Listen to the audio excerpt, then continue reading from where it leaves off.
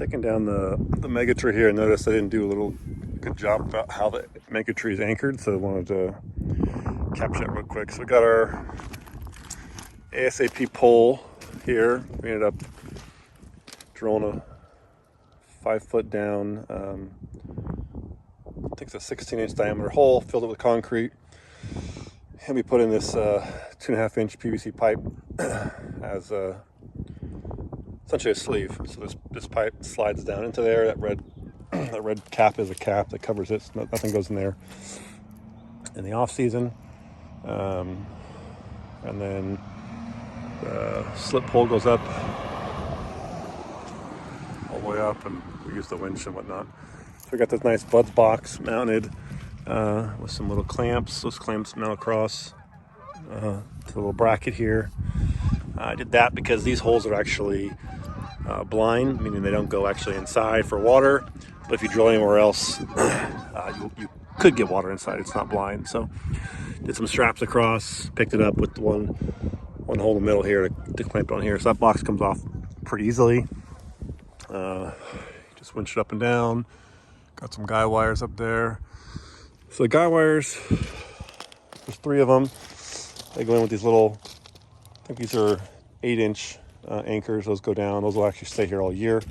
We'll cover them up with rocks.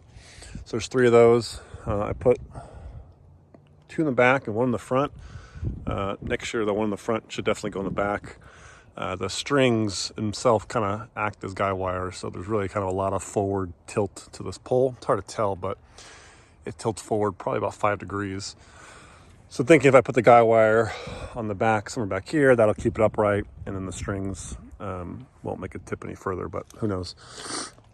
For the base, we're using a trampoline base. I think this is a 12-footer. We're just using half of it, so it goes around. It's a 180 mega tree.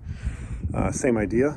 So with the pole sitting up there, as you tension it up, you have upward force. You need something on the bottom to actually hold it down to the ground.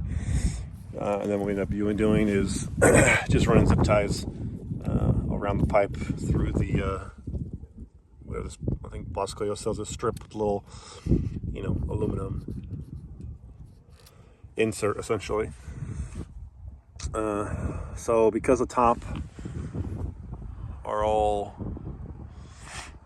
even and the strips are all the same length, having the bottom of the base isn't super important because all the pixels will still be in the right spot. Meaning here you can see we got a bunch of straps here, a bunch of holes, and then the zip ties, down here.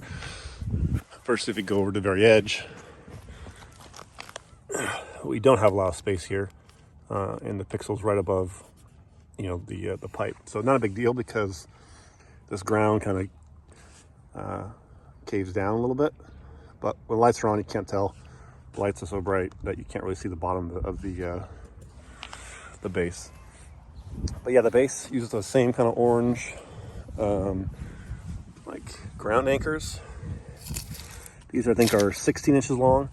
So screw down to the ground. I ended up drilling a 3/8 hole, and then there's a nut on the bottom side and a nut on the top. So basically we're sandwiching that stud through here. I think this is an 8-inch stud. That stud then has another nut on the bottom, and that's how we can adjust the base up and down to get it pretty close to level. So you can see here there's not much thread sticking out. Whereas over here, there's a bunch of threads sticking out, right? So you kind of get it pretty close to level. It's not perfectly level, but it's close enough. Again, we use the strips to offset and make everything else level. So once it's on at night, you can't really tell it. There's a little downward slope to this base. That base worked really well. So we got 3 of those anchors in the ground. They're all tight. Definitely can't pull up on this. We got 16 strands on the mega tree, and it's hard to tell, but actually fairly taut.